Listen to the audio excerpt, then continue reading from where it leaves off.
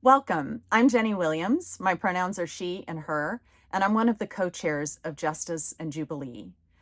You've found us, and we are glad that you're here. Justice and Jubilee is something that I have felt a call to start and develop for almost 3 years. It started as a nugget and kind of just kept evolving and developing and was affected by the pandemic, the shape of what this would be. And I'm so glad to be with you on this inaugural day of something that I hope will change the landscape of injustice in West Virginia. Justice and Jubilee is an emerging movement for collective liberation in West Virginia and beyond. We're rooted in progressive Christianity, which means that many of us have some relationship to a Christian framework or belief system or background that believes that God has a preferential option for people who are poor and vulnerable, and that woven into the DNA of God's people is a call to work for liberation and dismantle oppression. We welcome you to this work and to who we are. We think there are a lot of you who suspect that there's something wrong with the church, whether you're inside it or outside it. And so we welcome people who are deconstructing your faith and don't really know what's up or down in your spiritual existence anymore. We welcome people, laity or clergy, who know that there's more to what we call the good news or the gospel than colonial attempts to get individual people spiritually straightened out. And you yearn to hear more of what's there. We welcome people who don't identify as Christians, but you just want to check us out and see what we're up to. We can all work together for good, even if we have different motivations for pursuing liberation. One thing we can guarantee you is that you won't be coerced in Justice and Jubilee. You will not be required to do anything or believe anything or react any particular way. Many of our leaders come from a Christian framework, but that doesn't mean that you have to. Everything through Justice and Jubilee is on offer because we follow a God who offers and invites, not forces. So here's what we offer. Justice and Jubilee offers a weekly message and music. It will air at 5 p.m. on Sundays on Facebook, and it will also be available asynchronously on Facebook afterwards and on YouTube. By the way, I'm a fan of alliteration, so Justice and Jubilee, message and music, you'll probably have to tolerate this a lot. We are also going to offer times of virtual gathering. So at first, that's going to be on a Zoom immediately following our message and music at 5 on Sundays, sort of a short virtual hangout for whoever wants to stop by and say hi and meet like-minded folks. And what that continues to look like into the future will evolve according to your feedback and your needs, so let us know. We will offer virtual small groups for those who want to connect more deeply with people who probably share a lot of your same concerns and views. And we'll offer classes and workshops. We'll cover topics of interest and current issues and training in community organizing.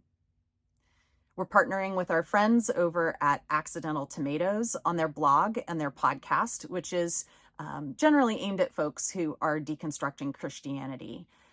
The topics are really interesting, and we hope you'll check those out. You can go to Accidental Tomatoes online and find that. And Justice and Jubilee will offer a platform for action on local community concerns wherever you live, and in West Virginia at the state level. God's people don't sit still. And in the work of liberation, God's people partner with friends who don't identify as God's people. Please feel free to engage as much or as little in anything that Justice and Jubilee offers. And please know that if you're part of a local church, that's awesome.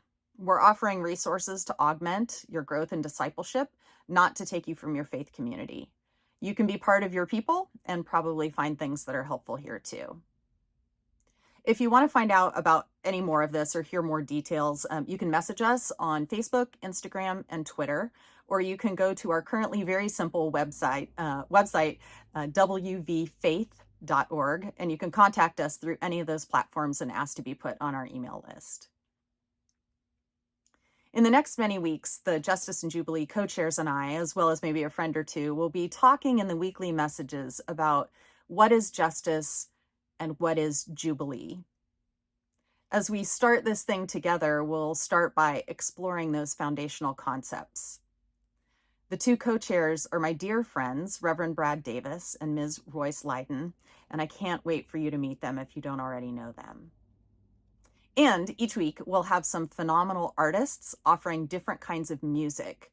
So we hope you'll find their contributions a meaningful part of what we offer. As we kick off the weekly message and music today, I really wanted to start with a biblical exploration of the concept of justice. It's a word that gets thrown around and is often left to the hearer to assign meaning to it. So I thought that would be a good place for us to start.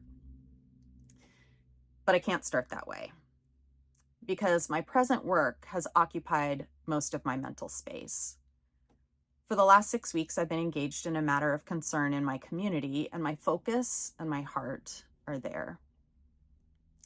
On the second day of this school year, the administration of Morgantown High School, which is located in the county where I live, directed teachers to remove pride flags from their classrooms. There had just been a few classrooms in which those flags were hanging, and there was a complaint, and the administration directed the teachers to take those down. This, of course, came as a huge shock to queer students and allies in the school, and all of a sudden made them wonder about their safety, right? About their ability to be there and exist in that space and move through it freely. For those who aren't from West Virginia, one of the reasons that this is really difficult is because Morgantown is one of the most progressive cities in our state. So this was horrifying to us because if it could happen here, what would that then mean for the rest of the state? So the students organized. They've been doing a fantastic job. They spoke at a Board of Ed meeting middle of September. And at that meeting, there were 13 speakers, some students, some parents, some queer faculty, professors at the university, community members, faith leader. And we didn't coordinate what we were going to say in our remarks. We each had about 5 minutes. And interestingly, every single person talked about the concept of safety and how that pride flag creates a safe space for students. And also interestingly is all 13 of those speeches were different. People didn't duplicate each other. We all had different ways of coming at talking about the importance of the presence of those pride flags in a high school classroom. After hearing all of the speakers, the board members in their structure don't respond to the speakers in the moment, but at the end of the meeting, some of the board members asked that this item be put on the agenda for the following board meeting for discussion. And so that would be 2 weeks later. In those 2 weeks, the students coordinated a rally on the Board of Ed property that would happen for an hour prior to that next meeting. There were maybe about 100 people there, lots of news outlets. It was a wonderful time for the students to feel supported and for the community to show their support. At the board meeting, they started talking about this issue of pride flags under a section of their policy that talks about political activity. So you probably can see where that's going. The actual technical part of their policy is talking about during times of election cycles to keep campaigning for candidates out of the classroom and out of extracurricular activities on the school properties, to prevent posters and literature is the language that's used in the policy for political activities, points of view, or issues. And so the board was looking at the pride flag hanging under that particular part of the policy, that the pride flag was political. We can talk a lot about what is and isn't political, but certainly the intent of that policy was deeming political as pertaining to candidates or matters that were up for vote. At that second meeting, there were 37 speakers. Each speaker got 90 seconds to speak. And of those, 30 were in support of the pride flags being restored to the classroom, and 7 opposed them. And of course, some of those speakers dragged out the Bible verses you think might be brought out in that situation. The board discussed the matter and decided to take no action at that time. So the students had already planned a walkout for the next day at Morgantown High. They did an incredible job. It was so impressive. I don't know how to count. Preacher numbers are awful, but I'm going to venture to say something like maybe 200 students were gathered, and student after student spoke. And as you might suspect, the first students who spoke were some of the planners. These were students who were comfortable holding a bullhorn and being able to speak in rhetoric that was easily heard by the crowd, audibly heard, shorter phrases, not long paragraphs, very ably speaking into that setting. And as those folks had spoken, then sort of regular everyday students who weren't typically part of these kinds of things, you could tell, came up and started speaking.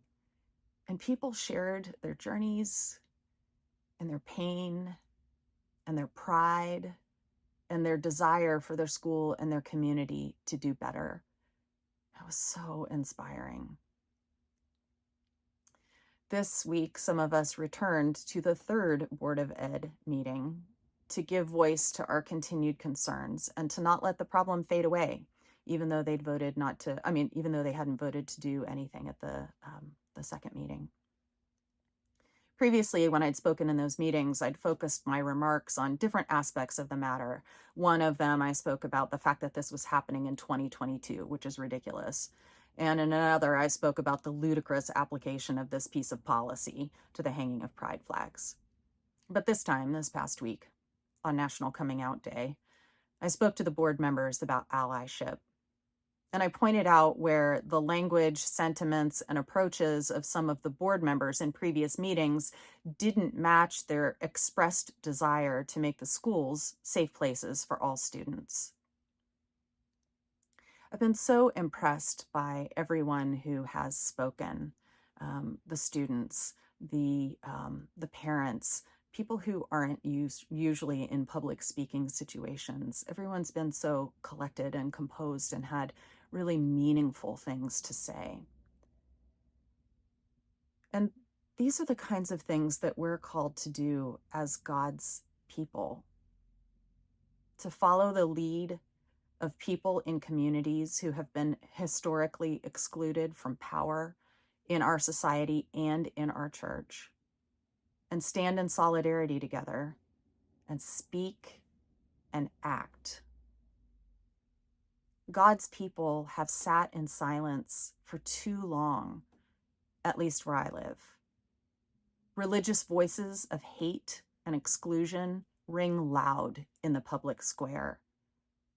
And where are the voices that speak for love and for inclusion? Marianne Williamson has said, hate has talked loudly for so long. Greed has talked loudly for so long. Liars have talked loudly for so long. Love has got to stop whispering. I know many of you are feeling this call and wanting to develop your work of advocacy, but don't know how. Or you desperately want to find the courage to take the risks inherent in working for justice and liberation, especially when that work is public. Justice and Jubilee is committed to helping you develop these things by providing spiritual resources, practical training, and opportunities to act. One of the defining statements for what we do comes from Dr. Cornel West. And when I'm speaking and I mention a queer or a Black, Indigenous, or person of color, I'm going to pause and I'm going to say their name again so that you can make a mental note of it or even write that note down and take time afterwards to look them up. So this is from Dr. Cornel West.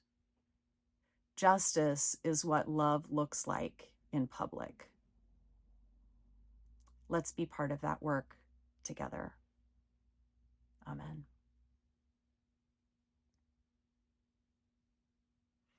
Each week, as I said, we'll have a piece of music. We have that today. Largely, our musicians will be BIPOC folks or LGBTQ plus folks. We hope to amplify their work. And as you hear this piece of music, I just invite you to sit with anything that's come into your mind during this time, to take some time to breathe deeply, to listen, and to reflect. Thank you. Hello, my name is Gabrielle Padilla, and please enjoy my performance of Kenji Bunches until next time.